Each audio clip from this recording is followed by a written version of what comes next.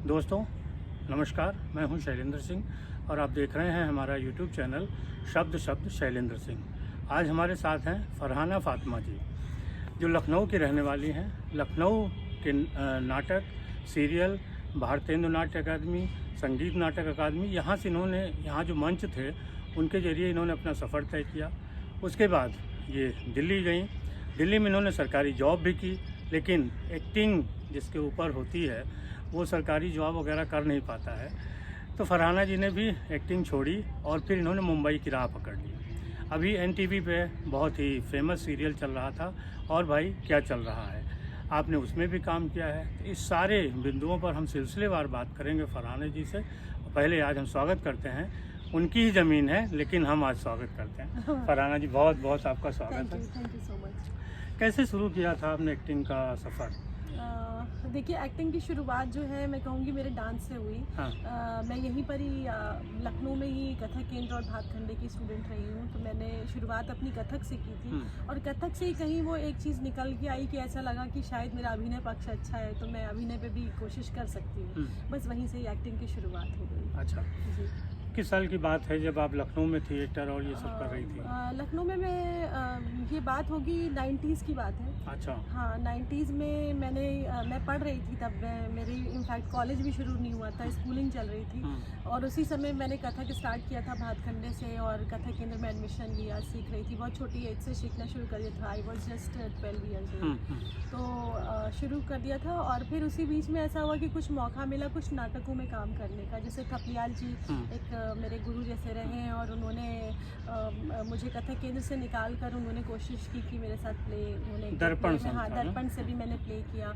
और साथ ही मैंने एक प्ले किया था सुशील कुमार सिंह जी, जो अपने बीएनए के डायरेक्टर रहे हैं। तो उन्होंने भी बहुत अच्छा मौका दिया। उनके साथ ही मैंने गुफाएं एक प्ले किया था उस टाइम पे, मुद्रा राक्षस का एक प्ले था वो किया, और कुछ अच्छे प्लेस किए। तो ऐसे ही धीरे धीरे करके बिच्छू एक अच्छा प्ले था जो मैंने किया था। जैसे कुछ उस टाइम पे अच्छे मौके मिले, जो अच्छे किरदार निभाने के मौके मिले, और वो सब करते करते ही ऐसा कहीं ना कहीं लगा कि मैं अपने आप को एज एन एक्टर भी एक्सप्लोर कर सकती हूँ। उसी बीच मेरा दिल्ली सिलेक्शन हो गया। सॉन्ग एंड ड्रामा डिवीज़न आपने सुना होगा, इंफॉर्मेशन ब्रॉडकास्टिंग का ब्रांच था। तो वहाँ मेरा सिलेक्शन हुआ और दिल्ली में मैंने ज्वाइन किया। और जब वहाँ ज्वाइन कर लिया तो मेरा बस एक ये डांसर के साथ साथ एज एन एक्टर भी एक जर्नी शुरू हो गई। वहाँ मुझे बहुत ही बड़ी शख्सियत जिन्हें मैं बहुत मानती हूँ, अभी वो इस दुनिया में नहीं है, मिस्टर प्रेम मटियानी। अच्छा। मेरे गुरु रहे वहाँ पर। गुरु क्या, वो मेरे बॉस थे, लेकिन मेरे लिए वो गुरु जैसे, क्योंकि मैंने उनसे ही एक्टिंग की एक तरह से शुरुआत की थी दिल्ली से। और सॉन्ग एंड ड्रामा डिवीज़न के दरमियान ही उन्होंने मुझे बहुत सारे प्ले, अच्छे अच्छे नाटक, लाइट एंड साउंड प्रोडक्शंस करने का मौका दिया। तो मैंने उनसे काफ़ी कुछ सीखा। और वो एनएसडी से खुद वो पास आउट थे, साथ ही वो खुद भी FTII पुणे के भी डायरेक्टर रहे थे, और हमारे डिपार्टमेंट के भी डायरेक्टर थे। तो मैंने उनसे बहुत सीखा, और ऐसे ही फिर आगे कोशिश की कि मुंबई जाकर दिल्ली में भी कुछ नाटक और सीरियल वगैरह किए थे? जी, दिल्ली में किया मैंने। दिल्ली में मैंने आपने प्रकाश झा जी को तो सभी जानते हैं, उनके भाई हैं प्रभात झा जी, उनके साथ ही मुझे पहला मौका मिला था। दहलीज एक सीरियल था। अच्छा। जो बहुत अच्छा सीरियल था, वो डीडी के लिए बना था, और उस सीरियल में मुझे लीड कैरेक्टर का मिला था रोल, और मैंने उनके साथ काम किया दिल्ली में। फिर वहीं से ही कहीं से ऐसा लगा, एक बहुत अच्छी छोटी सी टेलीफिल्म थी इस्मत चुगतई की, चौथी का जोड़ा। अच्छा। दूरदर्शन के लिए, तो वो की उसको अवार्ड भी मिला उस फिल्म को। और फिर ऐसा लगा कि मैं कोशिश करनी चाहिए एक बार, बिना कोशिश किए तो पता नहीं चलेगा कि मैं क्या कर सकती हूँ। तो मैंने मुंबई जाने का प्लान किया, और फिर मुंबई जाकर अपना। किस साल मुंबई पहुँची आप? मुंबई में पहुँच गई थी, 2007 की बात है। मुंबई गई, मुंबई जाकर बस स्टार्ट किया था कि वहाँ पे थोड़ा बहुत जाना पहचाना। मैं सोच कर ये गई थी कि अगर मैं कुछ अच्छा कर पाई यहाँ पे तब तो रुकूंगी थोड़े दिन देखकर कि मैं इसके लायक हूँ भी या नहीं, और अदरवाइज़ नहीं लगा तो मैं वापस आ जाऊँगी, और मेरी जैसे जॉब है मैं अपनी कंटिन्यू कर लूँगी वापस। ऐसे एक रिस्क की तरह मैं गई थी। लेकिन जाने के बाद में डेस्टिनी को जो मंजूर होता है, ऐसा हुआ कि मुझे वापस लौटने का ही मौका नहीं मिला। तो बस वहाँ कौन सा पहला सीरियल मिला आपको? पहला शो मुझे मिला, दूरदर्शन पे एक सीरियल आता था, रुके रुके से कदम। अच्छा। हाँ, जिसमें मैंने लीड किरदार ही किया है उसमें। वो बहुत ही प्यारा सा शो था, जिसमें सुप्रिया जी, ये बेंजामिन गिलानी जी थे, और जिसमें मेरे नाम ध्यान से निकल गए। जी। तो बहुत अच्छे अच्छे एक्टर्स उसमें थे उस शो में, और उसमें मुझे बहुत अच्छा कैरेक्टर मिला, मैंने परफॉर्म किया। वो करीब कोई शो मैंने 1.5 साल किया उस प्रोडक्शन के साथ में, और वहीं से ही बस एक रास्ता बन गया कि फिर वो दिल्ली वापस लौटना नहीं हुआ उसके बाद। तो मुंबई में फिर आगे कैसे और कौन कौन से सीरियल मिले? मुंबई में उसके बाद मुझे एक सोनी पे एक शो आता था, बाबुल कांगन छूटेना, वो एक शो मिला। उसके बाद एक अरुणा ईरानी जी का बहुत अच्छा शो था, डोली सजा के, जिसमें मुझे नेगेटिव किरदार था मेरा, मैं नेगेटिव लीड कर रही थी उसमें। वो शो था सहारा पर आता था, वो सहारा वन पे, डोली सजा के, वो किया मैंने शो। उनके साथ भी करीब 1-1.5 साल काम किया। उसके बाद फिर ऐसा हुआ कि कुछ सिलसिला बनता चला गया। बालवीर एक शो, बालवीर जानती, बालवीर की माँ का भी किरदार मैंने किया है उनके फर्स्ट सीजन में। और फिर बस ऐसे ही और भी कुछ बहुत अच्छे अच्छे शो थे, देवो के देव महादेव, उसमें भी काम किया। और साथ में ये रिश्ता क्या कहलाता है, मैं एक बहुत अच्छी भूमिका की थी शुरुआती दौर में उसके काफ़ी टाइम तक। और फिर ऐसे ही कुछ अच्छे शोज़ मिले। साथ में फिर अचानक से कुछ फिल्म का भी एक दो रास्ते जुड़े, जिसमें मैंने वन नाइट स्टैंड एक फिल्म आई थी, जिसमें एक अच्छा कैरेक्टर किया है। और उसके बाद मुझे पोस्टर बॉयज़ में एक अच्छा मौका मिला। पोस्टर बॉयज़ जो कि श्रेयस तलपड़े जी डायरेक्ट कर रहे थे, उसमें मुझे एक रेखा मैडम, एक हेल्थ मिनिस्टर का किरदार मिला था, और बहुत अच्छा रहा वो। तो बस ऐसे ही सीरियल भी चले, फिल्में भी चले। जी बिल्कुल बिल्कुल। और फिर ये लखनऊ में लकीली ये मौका मिला, और भाई क्या चल रहा है, जिसमें मैंने लीड किरदार किया है शांति मिश्रा का। अच्छा, तो ये कॉमेडी है? ये कॉमेडी, जी पूरा सिटकॉम है ये। तो आपको किस तरीके की भूमिका पसंद है अपने लिए, कॉमेडी या ऐसा नहीं है, मतलब एज एन एक्टर तो मुझे लगता है वर्सेटाइल होना चाहिए, आपको सारी कोशिशें करके देखनी चाहिए, क्योंकि एक्टर कभी भी किसी दायरे में नहीं बन सकता है। हाँ, बट ये होता है कि चॉइस तो मेरी बहुत सारी है कि मैं सोचूं अगर कि मैं ये भी करना चाहती हूँ और ये भी। लेकिन हाँ, कॉमेडी मेरे लिए बहुत नया था, क्योंकि कॉमेडी मैंने इससे पहले एक शो किया था, आर के लक्ष्मण की दुनिया। अच्छा जी, कार्टूनिस्ट के वो हाँ, उनके ऊपर जो शो बना था उसमें भी मैं थी, और उसमें मैंने करीब वो 1.5 साल शो किया है हेड्स ऑफ प्रोडक्शन से। तो उनके वो शो जब मैं कर रही थी मुंबई में, तो वो मेरा पहला कॉमेडी एक्सपीरियंस था। उस शो के बाद से ये मुझे दूसरी बार ये शो मिला, और भाई क्या चल रहा है, और इसमें भी मेरी ये पूरा कॉमेडी था। तो कॉमेडी मुझे लगता है कि एक सबसे टफ जो एक टास्क है, और लोगों को हंसाना बिल्कुल बहुत मुश्किल काम है, और उसके लिए आपके अंदर वो कॉमिक में टाइमिंग और वो सारी चीज़ें होना बहुत बड़ी बात है। तो वो उसके लिए थोड़ी मेहनत करनी पड़ी उसके लिए। लेकिन ओवर एंड अबव मुझे ये कैरेक्टर निभा के बहुत बहुत मज़ा आया। आगे क्या प्लान है कुछ? आगे के लिए बस अभी कोशिश तो जारी ही है, क्योंकि अभी तो रास्ता बहुत लंबा है। तो कुछ वेब सीरीज वगैरह में भी काम करने का जी ऑफर है? बिल्कुल बिल्कुल, अभी ऑफर है मेरे पास में, और होपफुली वो नेक्स्ट मंथ स्टार्ट होगी। तो मैं उस कोशिश में लगी हूँ कि बस क्योंकि वेब सीरीज़ भी अब आजकल इतना अच्छा एक ट्रेंड आ गया है कि आपको OTT पे भी बहुत अच्छे अच्छे मौके मिल रहे हैं। तो ऐसे ही मैं भी, मेरे लिए वो पहला मौका है, तो मैं कोशिश करूँगी कि वो सफल हो और अच्छा हो।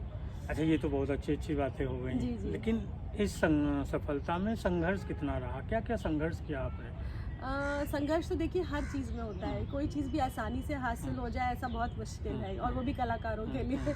तो काफ़ी टफ रहा। सबसे पहला संघर्ष तो मेरा ये था कि मेरे परिवार में मेरे फादर का हमेशा से मेरे साथ बहुत साथ रहा है उनका, जिनकी वजह से सब कुछ पॉसिबल हो पाया। मैं कहूँगी। अच्छा, आपकी फैमिली में कोई था इस लाइन में? कोई नहीं था। हाँ, ऑनेस्टली संघर्ष और सबसे बड़ी बात ये है कि मैं एक मुस्लिम परिवार से हूँ, तो और ज़्यादा दिक्कत थी, क्योंकि भले ही पेरेंट्स तो समझते हैं चीज़ों को, लेकिन पेरेंट्स के अलावा बाकी लोगों को रिश्तेदारों को समझाना, सोसाइटी को बहुत मुश्किल होता है। तो लोगों को लगता था कि ये क्यों अपना टाइम ख़राब कर रही है डांस करके और ये करके, why she is not going in a good job. तो जबकि मेरा जॉब लग गया था, तो मैंने जॉब जब छोड़ा उसके लिए भी मुझे बहुत लोगों ने कहा कि अरे अच्छा भला सेंट्रल गवर्नमेंट जॉब किसको मिलता है और तुमने छोड़ दिया, तुम तो बहुत ज़्यादा रिस्क टेकर बन रही हो, पता नहीं क्या होगा तुम्हारा। तो बहुत सारी चीज़ें होती हैं कि जो नेगेटिव भी होती हैं लाइफ में, सुनने को बहुत मिलता है। और क्योंकि ये जॉब भी एक ऐसा अनसर्टेन है ना कि हमेशा उतार चढ़ाव देखिए आते रहते हैं इसमें, तो वो सब चलता रहा। लेकिन मुझे ऐसा लगता है कि कोशिश में लगे रहना चाहिए, तो चीज़ें अपने आप सब चीज़ सेटल हो जाती हैं। अच्छा, जब आप मुंबई गई तो भी वहाँ अकेले गई होंगी, जी। किस तरीके का वहाँ रहने में, बाकी चीज़ें आपको समझने में? एक लड़की के लिए क्या दिक्कतें होती हैं? दिक्कतें होती हैं, मगर मैं मुंबई की बहुत तारीफ़ करूँगी इस मामले में कि लड़कियों के लिए मुंबई मैंने एक ऐसी जगह देखी जो बहुत ही सेफ़ है। और जो चीज़ मुझे कहीं नहीं लगी, इनफैक्ट मुझे लखनऊ में भी ऐसा लगता है कि उतना नहीं है मामला, जो मुंबई में बहुत सेफ़ है हर चीज़। और शुरुआती तौर में ये ज़रूर था क्योंकि मैं जानती नहीं थी कुछ, तो मुझे अपने कुछ दोस्त थे जो कि NSD से थे, जो ऑलरेडी मुंबई में सेटल हो गए थे, उन लोगों से मुझे थोड़ी हेल्प लेनी पड़ी।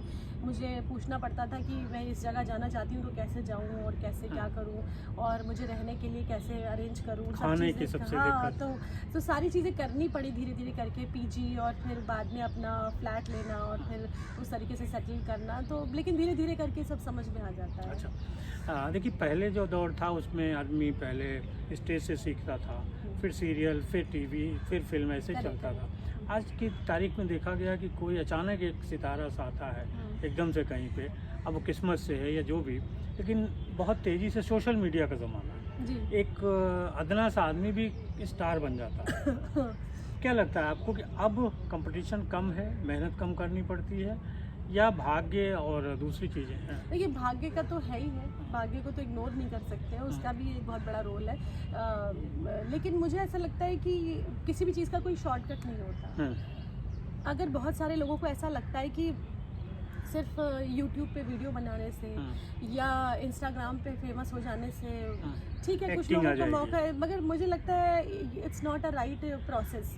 अगर सही रास्ता चुनना है तो एक तरीका होता है कि हर किसी को सीखना बहुत ज़रूरी है। जब तक आप सीखेंगे नहीं तो आप कुछ चीज़ें तो कर लेंगे लेकिन सब चीज़ें नहीं कर पाएंगे। तो ये ज़रूरी है कि हम एक अच्छी ट्रेनिंग लें, प्रॉपर वे में जाएं। थिएटर इसीलिए बनाया गया है कि थिएटर में एक एक्टर की बहुत अच्छी तरह से, एक तरह से एक्टर मंझ जाता है, तो वो सब चीज़ें बहुत ज़रूरी है, वो प्रोसेस ज़रूरी है। तो अब ठीक है, अब बहुत सारे लोगों को मौका मिल रहा है, मैं उसके खिलाफ नहीं हूँ, क्योंकि ये भी एक बहुत अच्छी बात है कि आजकल लोगों को एटलीस्ट विजिबिलिटी मिल रही है। जब मैंने शुरू किया था तो बहुत सालों तक हमारे पास तो ऐसा कोई भी सुविधा नहीं थी, हमें बहुत स्ट्रगल करना पड़ता था। इनफैक्ट हमें फ़ोटोज़ लेके जाना पड़ता था पोर्टफोलियो ऑफिस दिखाने में। पड़ते हाँ, थे। फिर धीरे धीरे मेल शुरू हुआ कि मेल कर दो पिक्चर्स, तो वो सब शुरू हुआ। लेकिन अब तो बहुत आसान हो गया है, हर कोई आपका प्रोफाइल जाके देख सकता है, गूगल पे आपको सर्च कर सकता है, तो अब बहुत ईजी हो गया है सब चीज़ें। सोशल मीडिया का क्या प्रभाव पड़ा है ख़ास तौर पे एक्ट्रेस पे? कई बार वो बहुत जल्दी क्रिटिसाइज़ भी की जाती हैं बहुत सारे मामलों में। जी जी। अब होता है कि एक एक मूवमेंट पे लोगों की निगाह होती है, हाँ। तो इसका एक अच्छा प्रभाव और बुरा क्या आपको महसूस होता है? देखिए, अच्छा तो ये है कि सोशल मीडिया से लोगों को ज़्यादा विजिबिलिटी मिल रही है, ज़्यादा दिखने का मौका मिल रहा है, बहुत अच्छी बात है ये। और इस एक बात ये भी है कि इससे बहुत ऐसे लोग जो कि अपना टैलेंट, जिनको मौका नहीं मिलता है कि वो घर से बाहर निकल के पहुंच सके, हर आदमी तो मुंबई नहीं पहुंच सकता है, तो उन्हें अपने घर बैठे मौका मिल रहा है कि वो दिखा रहे हैं अपना टैलेंट, और उसमें से हो सकता है उन्हें कुछ ऐसे लोग पिकअप कर लेते हैं कि जो जिन्हें लगता है कि हाँ वाकई में उस तरह का चाहिए उन्हें, तो उनके लिए एक ईजी वो प्लेटफॉर्म बन गया है। लेकिन प्राइवेसी पर भी असर पड़ा इसका। हाँ, बट ये है कि हर चीज़ आम हो गई है बहुत ज़्यादा, तो मुझे लगता है कंपटीशन कहीं किसी हद तक बढ़ भी गया है बहुत ज़्यादा। कहीं आप तो, किसी भी उसमें हैं, उसमें वीडियो बना के वायरल हो गया, हाँ, स्टार का, हाँ, ये तमाम चीज़ें आ गई। ये तमाम चीज़ें आ गई हैं, लेकिन हाँ, इस चीज़ के अपने, हर चीज़ के अपने प्रोज और कॉन्स हैं। क्रिटिसाइड होने लगा, बायकॉट एक बड़ा वो चलने लगा। हाँ, हाँ। तो इन सब ये सारे भी इफेक्ट हैं, साइड इफेक्ट्स तो होंगे ही जो भी चीज़ें होती हैं उसके। अपना उत्तर प्रदेश भी और ख़ासतौर पे लखनऊ भी आजकल फिल्म सिटी बना रहा है। जी जी। क्या आपको लग रहा है कि यहाँ जब भविष्य होगा तो यहाँ के कलाकारों को और अच्छे मौके मिलेंगे? बिल्कुल बिल्कुल, ये बहुत अच्छा हो रहा है। और मैं तो मतलब मैं कहूँगी कि ये जो कदम योगी जी ने उठाया है, ये इतना अच्छा कदम है, क्योंकि ये बहुत बड़ी बात है कि पहली बात तो इतना बड़ा फैसला करना कि आप पूरी फिल्म इंडस्ट्री यहाँ पे डेवलप कर रहे हैं, तो ये बहुत बड़ी बात है। और मुझे लगता है ये बहुत अच्छी चीज़ है, क्योंकि यहाँ के कलाकारों के लिए ये एक बहुत टफ टास्क था। हम ही लोगों ने ये चीज़ आप ही को वो सीरियल मुंबई की बजाय यहाँ मिला, तो ये भी बहुत बड़ी बात थी। और लेकिन जाना तो मुंबई ही पड़ा ना, तो अगर इंडस्ट्री यहाँ होगी तो कितने सारे लोग ऐसे हैं, कितने अच्छे कलाकार हैं यूपी में भी, और कि जिन्हें मौका नहीं मिल पाता है, जो सिर्फ इस कोशिश में रहते हैं कि हम कभी जाएंगे, लेकिन नहीं हो पाता है। और वो सच में बहुत अच्छे आर्टिस्ट हैं। मैंने थिएटर के आर्टिस्ट कुछ यहाँ ऐसे देखे हैं जो ब्रिलियंट हैं, मतलब बहुत अच्छा परफॉर्मेंस है, सब कुछ है, लेकिन मौका उतना नहीं मिल पाता है। तो मुझे लगता है ये बहुत अच्छा कदम है। अगर इंडस्ट्री यहाँ आएगी तो बड़े मौके खुलेंगे और बहुत अच्छे चांसेस मिलेंगे लोगों को। पहले जो फैमिली और सोसाइटी आपके जानने वालों का जो विरोध था कि कहाँ एक्टिंग करने जाएंगी, अब इतने साल बाद क्या रुख हुआ? अब तो आप सेलिब्रिटी के रूप में आती होंगी उनके पास ना? हाँ बिल्कुल। अब ये है कि टचवुड मतलब बहुत सारी चीज़ें बदली हैं और परिवार का बहुत सपोर्ट है, सभी लोगों को मेरा काम पसंद है तो मुझे सपोर्ट मिलता है बिल्कुल। और अब उस तरह की चीज़ें ख़त्म हो गई हैं जो शुरुआती तौर पे मैंने झेली थी। जो काफ़ी लोगों को लगता था कि पता नहीं मैंने क्या चुन लिया है अचानक से, और वो भी एक परिवार, ऐसे परिवार से उठ के और ये क्या अलग करने लगी मैं एकदम। लेकिन अब ऐसा कुछ नहीं है, अब लोगों का बहुत सपोर्ट है, लोग बहुत अभी इनफैक्ट इस शो के बाद तो मेरे परिवार से ही ऐसे लोगों ने कहा कि अरे ये शो बंद क्यों हो गया, ये तो बहुत अच्छा चल रहा था तुम्हारा। तो सभी के अच्छे रिएक्शंस मिलते हैं, सुन के खुशी होती है। और कुछ हॉबीज़ हैं जो आप बताना चाहते हैं? हॉबीज़ तो देखिए मेरी डांस तो है ही है, मैं कथक की बहुत शौकीन हूँ क्योंकि मैंने बचपन से वही सीखा है, तो वो है ही है। और साथ में मुझे थोड़ा बहुत पढ़ने का भी शौक़ है, तो कुछ अच्छी बुक्स और जो मीनिंगफुल हो ऐसा। और मुझे गज़लों का शौक़ है। लिखने का तो नहीं, थोड़ा बहुत लिख लेती हूँ मैं शायरी, लेकिन हाँ मोस्टली मुझे गज़लों का बहुत शौक़ है और सुनने का बहुत शौक़ है, अच्छा गुड म्यूज़िक। और बाकी ट्रैवलिंग मुझे लगता है कोई गज़ल गुनगुनाती भी हैं कोई? नहीं इतनी अच्छी आवाज़ एक आध मुखड़ा तो सुना दीजिए। इतनी अच्छी आवाज़ नहीं है। अच्छा। लखनऊ में बहुत सारा बदलाव आपने देखा है। जी। अब जो बदला लखनऊ, उसमें क्या क्या आपको अच्छा लग रहा है?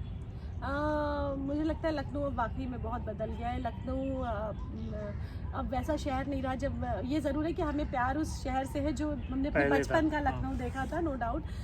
मैं उस लखनऊ को बहुत मिस करती हूँ जो हमारे बचपन का लखनऊ था, वो बहुत प्यारा था। लेकिन फिर भी अब जो एक बदलाव लखनऊ में आया है, जो लखनऊ ने अचानक से ग्रो किया है, इतनी तरक्की की है, ये भी चीज़ें बहुत अच्छी हैं, बहुत पॉजिटिव है। आज आप देखिए बड़ी बड़ी फिल्म्स के प्रोजेक्ट, सीरियल के प्रोजेक्ट, वेब सीरीज़ क्या नहीं है जो मुंबई से यहाँ आ रहा है शूट होने के लिए। और सबसे बड़ी बात है यहाँ खुद के यहाँ कास्टिंग डायरेक्टर्स, यहाँ पे लाइन प्रोड्यूसर्स, यहाँ पे इतने अच्छे यहाँ पे कास्टिंग डायरेक्टर्स हैं, यहाँ लाइन प्रोड्यूसर्स हैं, यहाँ बहुत सारे लोग यहाँ हो गए जो कि सब कुछ अवेलेबल है यहाँ पे। तो फिल्म का सेटअप करना, यहाँ वेब सीरीज़ का सेटअप करना, किसी भी चीज़ के लिए, इनफैक्ट हमारा तो पूरा शो था सीरियल के लिए सेटअप बहुत मुश्किल होता है इतने लंबे टाइम के लिए, लेकिन बहुत आसान हुआ यहाँ पे। तो यही चीज़ है कि लखनऊ ने बहुत ग्रो किया है और ये एक पॉजिटिव चीज़ है। चलिए, बहुत शुक्रिया फरहाना जी आपका, और सभी साथियों आपका भी शुक्रिया। आप देखते रहिए हम लोगों को, हम ऐसे ही नए लोगों से आपको मिलवाते रहेंगे। धन्यवाद आपका। Thank you so much. और सभी साथियों आपका भी बहुत बहुत धन्यवाद, शुक्रिया।